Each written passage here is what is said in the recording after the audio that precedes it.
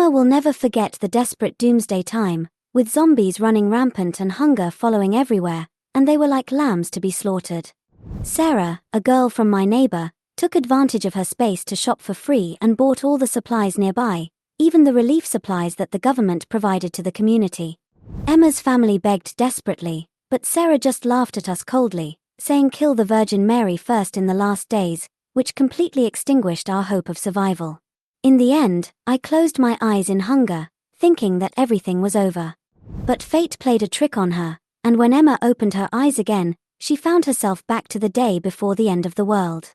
Emma was thinking about how to deal with the selfish Sarah, but was surprised to find that Emma's parents and neighbors were also staring at Sarah with resentment. Is it not just Emma who is reborn? How will Emma and her friends rewrite their fate this time? Bang, bang, bang, uncle and aunt, open the door quickly. I'm Sarah. Money is a bit tight lately, and I need money for something big. Please give me some quickly. Emma was awakened by a familiar female voice. She suppressed her shock and rushed to the window immediately. The community park downstairs is still the familiar scene. The green belt is neat and tidy, neighbors are playing with their children in the sun, and the air is filled with the tranquility of life. There were no corpses everywhere, no zombies wandering around, everything was safe and sound. Her hands trembled slightly, and she quickly picked up her phone to check the date. Sure enough, she went back to the past. Back to the day before the zombie outbreak. And the sharp and familiar voice outside the door was the one who killed their entire family. The girl who lived next door to her was Sarah. On this day in her previous life, Sarah also knocked on the door and asked her parents for money without any hesitation. Emma's parents run a supermarket downstairs in the community. Although it is not big, it has a complete range of goods and provides a lot of convenience to the neighbors. It just so happened that the supermarket shelves were almost emptied during those days, and a new batch of supplies had just been delivered, so my parents went downstairs early this morning to move the goods. Emma has never liked Sarah, and when she heard that she came to borrow money, she refused without hesitation. After being rejected, Sarah's face instantly became distorted, and she said angrily, "Emma, I'm borrowing money from my uncle and aunt, what does it have to do with you? I need money to do something important. You will regret it if you treat me like this." After that, she turned around and walked downstairs. Soon after, the sound of her borrowing money from other neighbors came from the corridor again. At that time, Emma didn't know that Sarah was borrowing money everywhere to prepare for stockpiling. Because the end of the world is coming. Emma has been working away from home and only returns to her parents' home during holidays. Sarah moved in about a year ago. There are only 2 households on each floor of this apartment building, so she and Emma's parents became neighbors. Sarah was about the same age as Emma. She was very sweet-spoken and always called them uncle and aunt. It didn't take long for her to become close to her parents. At one point, they even wanted to recognize them as their godparents. If Emma hadn't been unhappy after knowing the truth, her parents might have agreed. After the failure of the godparenting attempt, Sarah was not angry. Instead, she still came to the house for meals every day and went to the supermarket to get some things from time to time. Her parents were embarrassed to ask her for money, and over time, she actually got used to this ask for money, get what you want lifestyle. She is like the daughter of the family, but this daughter only asks for things and never gives back. Later, she began borrowing money from other neighbors and hoarding supplies. It wasn't until 8 o'clock the next morning that disaster struck. At the moment the zombie virus broke out, Emma was helping her parents sort the shelves in the supermarket. The streets outside were in chaos, with the roars of zombies and the screams of people filling the air. The parents' first reaction was to lock the supermarket door. Then, they immediately began to count the supplies and planned how to use them to help the residents of the community survive until help arrived. However, the next second, there was a violent knock on the door. Sarah desperately begged for help outside, saying that she was being chased by zombies and asked them to open the door and save her. The parents were soft-hearted and opened the door cautiously. But when Sarah rushed in, she raised her hand without hesitation, and in full view of everyone, all the goods in the supermarket disappeared in an instant. Emma's parents were shocked and begged her to at least leave some supplies for everyone. However, Sarah was no longer the sweet-talking girl. She smiled coldly, pushed them away, and said in a cold tone, "In the end times, the Virgin Mary is the first to die. I stockpiled those supplies with my own ability, why should I return them to you? Let me tell you a fact. I am the protagonist of this world. You actually ignored a goddaughter like me and favored that useless daughter instead. You are not willing to lend me money to stock up. Those who offend the protagonist will not have a good ending." Sarah in her previous life was like the protagonist from a Doomsday novel. Her existence was so strange that it made people shudder. She lived in an ordinary apartment, but she seemed to have an invincible shield. Even though Emma's house was next door, even if the wall was broken, there was no way to get into her room. Later, her figure became strange and unpredictable, as if she could disappear in an instant and suddenly appear in another place. This ability made it easier for her to stockpile supplies, and no one could do anything about it. She was like Sarah crossing the border, always able to loot all the surrounding supplies before ordinary people could act, and then leave unscathed. A long time passed, and all the survivors were waiting for assistance. Finally, the government's airdrop landed on the rooftop, but just as everyone was preparing to distribute the supplies, Sarah waved her hand lightly, and the entire batch of supplies disappeared. There was a newborn baby in the community whose parents had turned into zombies at the beginning of the virus outbreak. The baby had no milk and was dying. The elderly grandparents knelt at Sarah's door holding their children, kowtowed and begged, crying and begging her to give them some food. They were willing to accept any conditions she asked for. Inside the door, Sarah was gently stroking her two sleek black dogs and whispering softly, "Max, Duke, drink more. This is the best milk. Mommy has stockpiled a lot. It's enough for you to drink for a lifetime." Inside the door, there was a big black dog with shiny fur and full of energy. Outside the door, there were people starving to death. The angry survivors questioned her through the door. Why was she so ruthless? Sarah smiled coldly and said, "My dog is more precious and more reliable than a human. You ordinary people are struggling to survive in the apocalypse. Living is suffering. Dying early is actually a relief. I am just helping you." That night, the baby starved to death while crying. His grandparents were so desperate that they opened the window and jumped down from the 11th floor.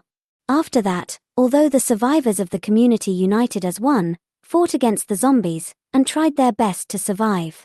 But in the end, they either died in the mouths of zombies or slowly died of hunger. Thinking of this, Emma couldn't help but feel sad. Back to reality, Sarah's impatient knock on the door interrupted Emma's memories. "Michael, Linda, are you home? You didn't answer the phone, what's going on? I really need money to do something very important." Emma took a deep breath, her eyes were cold, she quickly grabbed the fruit knife on the table, and quietly opened the door while the person outside was not prepared. In her previous life, when Sarah asked her parents for money, Emma simply refused. As a result, Sarah held a grudge and forgot all the kindness her parents had shown her. What's even more ridiculous is that other neighbors lent her money, and she used the money to hoard supplies, but she never thanked them. Sarah is cold, selfish, and vindictive by nature. She only cares about herself and never considers others. In this case, Emma decided to kill her with one blow before she became stronger, to eliminate the trouble once and for all. Even if this would be a crime, at least she could protect her parents and everyone in the community. Without hesitation, Emma pushed the door open and stabbed Sarah without mercy. Sarah was stunned at the door. She had long been accustomed to Emma's parents' generosity towards her, and obviously did not expect Emma to come back suddenly, let alone that they would attack her without any warning. But just as the fruit knife was about to pierce her chest, a transparent shield suddenly lit up and protected her. A weak electronic voice sounded in the air, "Host, hurry up. I overdrew my points to protect you. Remember to help me upgrade as soon as possible." Sarah suddenly came to her senses and turned around and ran downstairs without hesitation. Before leaving, she turned back and said viciously, "Emma, just wait for me, I won't let you go." Emma knew that she had already alerted the enemy. But she didn't have time to regret. She quickly rushed to the elevator and headed straight to the supermarket. When she arrived, the supermarket's roller shutter was closed and her parents were busy sorting out the goods. It was obvious that they did not intend to close the store to the public. Their faces were rosy and they looked full of energy, no longer looking hungry and emaciated as they did before dying in their previous life. Seeing Emma, Linda's eyes suddenly turned red. She dropped the things in her hands and hugged her in her arms. "Emma, my daughter. You are still alive, so good." Michael couldn't help but wipe his eyes, walked forward and hugged them tightly. At this moment, Emma realized that not only was she reborn, but her parents were too. In her previous life, she led the few remaining young people in the community to fight against the zombies at all costs. She consumed too much physical energy and eventually passed out from hunger and exhaustion. Michael led the men in the community to form a suicide squad, planning to go to farther places to look for supplies, hoping to find military rescue. However, before they had walked far, they were besieged by zombies. Many people were knocked down as soon as they stepped out of the building and became zombies. Michael and his friends didn't have enough vehicles because all the good cars were taken away by Sarah, so they could only drive a shabby car. The car soon ran out of gas and stopped less than a kilometer outside the community, surrounded by countless zombies. They were hungry and exhausted, and had no power to resist, and were eventually devoured by the zombies. Not only was there no food at home, there was not even a drop of water left. Linda looked at the unconscious Emma with chapped lips. She had no choice but to cut her wrists and drip her blood into her mouth every day. But the smell of blood attracted a large number of zombies, and sooner or later they would break in. Finally, Linda made a decision. She held on to her weak body, took one last look at Emma, then opened the door and used her broken body to lure away the zombies, hoping to buy a chance of survival for her daughter. Emma was half asleep, and she seemed to hear the sound of biting outside the door, and Linda's crying as she stumbled downstairs. At the same time, she heard the sound of the door opening next door. Then, she vaguely heard Sarah eating the self-heating hot pot and mocking with disgust. "What bad luck. There's blood all over the floor. If you want to die, just go far away. I have to clean it up now. But, all the losers in this neighborhood are almost dead. Max, Duke, this will be our base from now on, ha ha ha ha." Emma was so hungry that she felt dizzy and finally died under Sarah's arrogant voice. Thinking of this, she and her parents hugged each other and cried, and quickly exchanged messages. Emma recalled the electronic voice from Sarah just now. "Host, leave. I overdrawn my points to protect you. Remember to find a way to help me upgrade quickly." Combining all the weird things in her previous life, she came to a conclusion. Good news, Sarah herself has no special abilities. Bad news, she probably has a space that can be upgraded.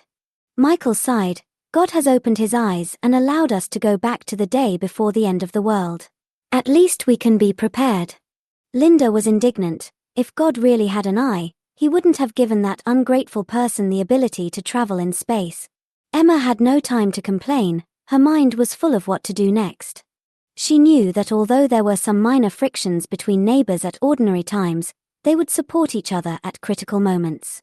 Many years ago, when Michael was working away from home and Emma was in college, Linda fainted at home. Fortunately, her neighbor Susan came to chat with her and found that something was wrong. She called a locksmith and dialed the emergency number, which saved Linda's life. These people are not family, but they are better than family. So in the previous life, after the zombie outbreak, the first thing my parents wanted to do was to get supplies and tide over the difficulties with their neighbors. This life will be no exception. Emma wants to save everyone. They act immediately and split up. Michael and Linda gathered all the trustworthy neighbors in the community into a group.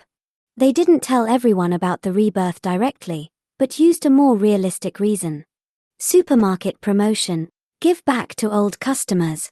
Come to the store now and you can choose any item worth $500 for free. Most of the people in the community are middle-aged and elderly. If you tell them directly that the end of the world is coming, they may not believe it. It is better to lure them to the supermarket first and explain it in person. Emma rushed to the nearest government agency without stopping. Only the power of the country could fight against Sarah and her space ability. In the previous life, the zombie virus broke out without warning and swept across the world in an instant. Hospitals, schools, shopping malls, even the army, were not spared. The government was once in chaos and seriously short of manpower, resulting in their community being unable to wait for rescue. It wasn't until the zombie siege that the military began to airdrop supplies. Unfortunately, all of these supplies were stolen by Sarah. If I could warn the government in advance in this life, maybe I could change the end of the world. In the taxi to the police station, Emma didn't waste a second. She posted on various social media platforms, reminding netizens that the world will end tomorrow, and attached a zombie apocalypse supplies shopping list that she compiled based on her experience in her previous life. However, when she got out of the car and arrived at the door of the police station, she was stopped by the police officer on duty. She was in a stalemate with the other party when suddenly a tall young man walked out, saw them arguing, and immediately stepped forward to inquire about the situation. The police officer immediately saluted, "Captain Ethan." When Emma heard the name, she instantly realized that this person had an identity. She immediately rushed forward and said solemnly, "Hello, my name is Emma, my address is, my ID number is." You may find it hard to believe what I'm going to say next, but it's the truth. I was reborn from the apocalypse. At 8 o'clock tomorrow morning, a zombie virus will break out around the world. There's a girl named Sarah next door to my house, and she has the ability to travel through space. She spoke briefly and quickly, finishing all the important information. Ethan's expression was shocked at first, then became complicated, as if he had heard some Arabian Nights story. "Emma, please stop reading apocalyptic novels. Go back now, or I have the right to detain you for obstructing public service." Emma's heart sank. She knew that rebirth was something that could not be proven. She gritted her teeth and decided to use the most direct method, fighting. She acted quickly, intending to prove herself with her strength. After a few moves, Ethan's expression finally changed. A hint of excitement flashed in his eyes, as if he had met an equally matched opponent. He stretched out his hand, as if he wanted to continue fighting. But at this moment, a crisp bicycle bell sounded from a distance. Then, a deep voice sounded, "Stop it." Emma looked up suddenly and saw a middle-aged man in casual clothes jumping off the bicycle and walking towards them. He said in a deep voice, "Ethan, you listen to her. Because I am also reborn." Emma looked at the grey-haired old man in front of her, then looked up at the hero's wall inside the police station, and was shocked. The person at the top of the list was the old man in front of her, her neighbor, Margaret, who lived at number 101. She was actually the former police chief of this city. After retiring, Margaret had been living in the community in a low-key manner. Emma's parents have run a supermarket for many years. They are friendly to their neighbors and often give food to the elderly and children all year round. But Margaret always insisted on paying and never took advantage. When she met Emma in the community park, she always smiled and handed her a candy. But in her previous life, Margaret was accidentally scratched by a zombie while trying to close the door for everyone, and eventually turned into a monster. Her prestige was so high that after hearing her statement, the police leaders immediately asked their superiors for instructions, sweating profusely and with trembling hands. When Emma and Margaret were about to leave, the Captain Ethan suddenly ran up and handed Emma a number. Then he scratched his head and said awkwardly, "Emma, this is Ethan. I'm sorry for being so suspicious just now. However, before the higher-ups notify you, if you and Margaret encounter any difficulties, you can contact me at any time." When Emma and Margaret returned to the supermarket entrance, she immediately spotted a sneaky figure in the alley in the distance. It was Sarah, who had escaped earlier. Emma immediately followed quietly. Sarah lowered her voice, as if she was talking to the air. "Why the hell are you so useless? I was planning to go to Emma's supermarket to stock up, but I found that the space was almost full and I could only put in a few cartons of milk. What the hell? How long can this little bit of stock last me?" It turns out that she came here to steal supplies. Fortunately, Emma had made preparations in advance. The electronic voice seemed very weak, and perhaps because of that, he didn't notice that Emma was eavesdropping nearby. It only said intermittently, "I've already told you that the current space is only 200 square meters. You have to quickly collect more gold and jade to help me upgrade. After the upgrade, I can improve your house's defense, and you can also use space to teleport to anywhere. This is your guarantee of survival in the apocalypse." Sarah sneered and said disdainfully, "Buying gold and jade? What a joke. I've already spent all my money on stockpiling. I wanted to borrow some from those old guys in the neighborhood today, but they weren't at home." Emma's guess was confirmed. All of Sarah's strange abilities in her previous life were obtained by constantly upgrading the space. She clenched her fists and thought quickly in her mind. Should I try to assassinate her again now? Before she could take any action, the electronic voice said coldly, "Host, the protective shield I overdrafted for you only lasts for 24 hours. It will expire at 8 o'clock tomorrow morning. That Emma is clearly hostile to you. If you don't help me upgrade the space, you can only survive on these supplies, and you will eventually die." Sarah and the electronic voice started arguing. Emma didn't listen anymore and went back to the supermarket quietly. When she pushed the door open, the supermarket suddenly became quiet. Familiar faces looked at her in unison, full of anticipation. Their smiles were fresh and lively, completely different from the despair they had shown before death in their previous life. But Emma didn't have time to sigh. She anxiously reached out. "Quick, give me some phones. I want to start eliminating Sarah." No one asked her what she meant by eliminate Sarah, and no one questioned what she was going to do. The neighbors took out their phones, unlocked them, and handed them to her. After Emma selected a few, she immediately opened the owner group where Sarah was and started taking action. She used Susan's phone to post a message in the group. "Susan, I heard that the jewelry store I often go to just had new products yesterday. Is there anyone who wants to go and have a look?" Nancy, "Oh, I sold my gold bracelet last year to buy health products, but I got cheated. Gold bracelets are still reliable. When are you going? I want to buy one too." Helen, "Is it cheap? If it is, I would like to buy one too." Margaret, "My sister-in-law went shopping a few days ago. There are indeed many new products. They are cheap and good-looking. Picture, picture, picture." After the scene, Emma quickly ran to the back window to check. Sure enough, Sarah in the alley stopped arguing, took out her cell phone and looked at it, then muttered a few words to the air, then walked to the side of the road and started hailing a taxi. The fish took the bait.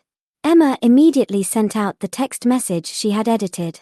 When she was done, she realized that her parents and neighbors were looking at her with smiles. "Emma, Margaret, you're finally back. We've been waiting for you for a long time." The speaker was George, a retired engineer. In his previous life, he and several veteran researchers in the community tried to crack Sarah's space in the hope of taking back the supplies, but ended up angering Sarah. She came to their house in the middle of the night and deliberately opened the door, attracting zombies, which led to the destruction of their entire family. "Emma, have you figured out a way to deal with Sarah?"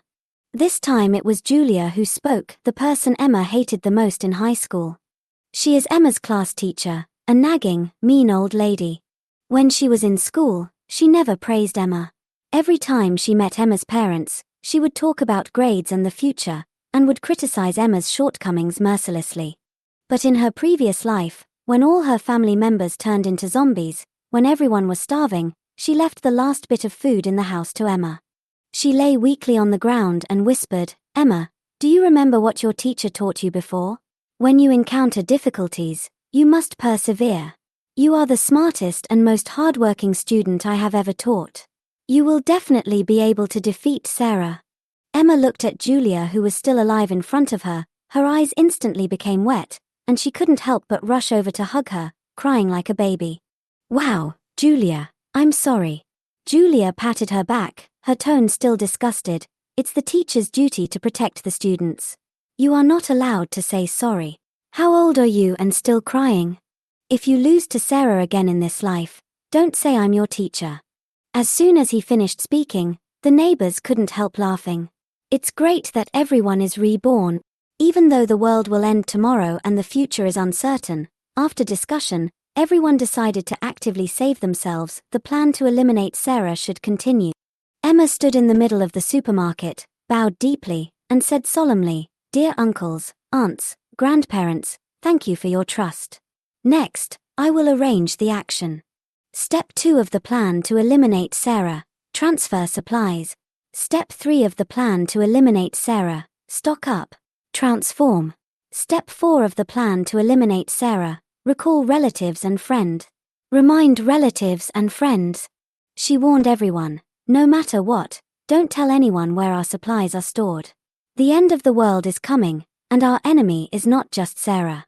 Human nature is the most terrifying. Everyone followed Emma's instructions and quickly dispersed. She and her parents also went out to buy the missing medicines, supplies, and building materials. Seeing Emma frowning along the way, Michael comforted her softly. "Emma, are you worried that someone will betray you?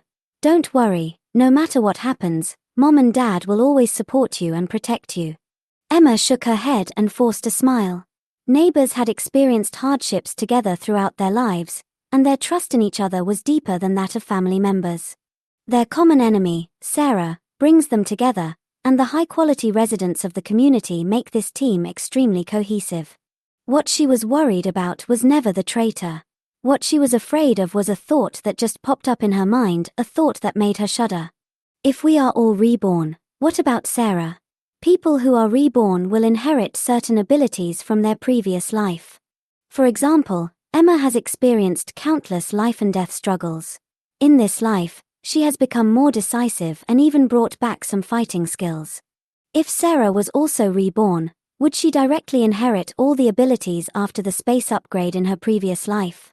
At 5 o'clock in the afternoon, Emma and her parents returned home with large and small bags of supplies. But as soon as they walked downstairs, they saw several uninvited guests in uniform standing at the door. The leader was Ethan. He looked at Emma with a heavy face. "Emma, I'm sorry. Sarah ran away." Emma was not surprised. The text message she sent to Ethan before was, "Sarah is going to XX jewelry store to steal something using the space. If you go now, you can catch her in the act." She knew that Ethan and the top government officials were still skeptical about what she and Margaret said. If you could see Sarah using her spatial abilities with your own eyes, that would be the best evidence of her rebirth. Sure enough, Ethan immediately led the police team to the scene and witnessed with his own eyes that Sarah just waved her hand lightly and all the jewelry in the display cabinet disappeared out of thin air. They finally believed it and rushed to arrest Sarah. However, at the critical moment, Sarah suddenly shouted to the air, "Zero. Take me away. If you are overdrawn, then so be it. If you faint, then so be it. Don't worry, I just collected a large amount of gold and jade. Once we are in a safe place, I will wake you up and let you level up." Then, a strange wave of movement appeared in the air. In front of everyone's eyes, Sarah disappeared out of thin air. The police have launched a full-scale manhunt. Ethan was worried that Sarah would retaliate against Emma, so he personally brought people to her house.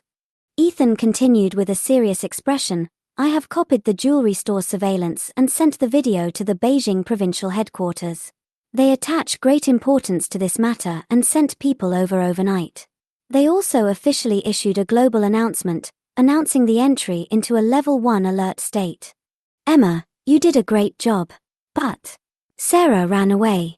Can you recall your past life and see where her dimension will take her?" Emma didn't answer, but slowly took out a dagger from the entrance and gave Ethan a meaningful smile. "Ethan, congratulations, you have also done a great job." Before she finished her words, she rushed to the door of number 1201, Sarah's home. She winked at Michael and said coldly, "Step 5 of the plan to eliminate Sarah, Dad, break the door." Michael didn't ask any more questions. He picked up the newly bought electric saw and pointed it at Sarah's door. Buzz, buzz, buzz, the chainsaw runs at high speed, making a noise that makes your scalp tingle. Ethan looked at the excited faces of the 3 people in front of him, and he was full of questions. He couldn't help but ask 3 soul-searching questions. "Emma, let me make it clear that I am not trying to stop you from breaking the door. I just want to ask, what do you mean? What are you going to do? Is there anything I can help you with?" Emma stood aside and smiled. "Captain Ethan, the person you want to catch is in there." Ethan widened his eyes and looked at her. The electric saw slowly cut the door lock. With each cut, the voices in the house became clearer. "Why hasn't the space been upgraded? Why hasn't Zero woken up yet? I brought back so much gold and jade. 0. Eat quickly. Level up quickly. Wake up.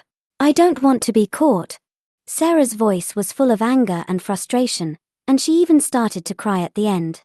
But there was still no electronic response in the air. It seemed that it had overdrawn twice and really fainted. The doorway became larger and larger, and Sarah's figure slumped on the living room floor gradually emerged. Ethan turned to look at Emma in shock. She's actually home? How did you know? Bang!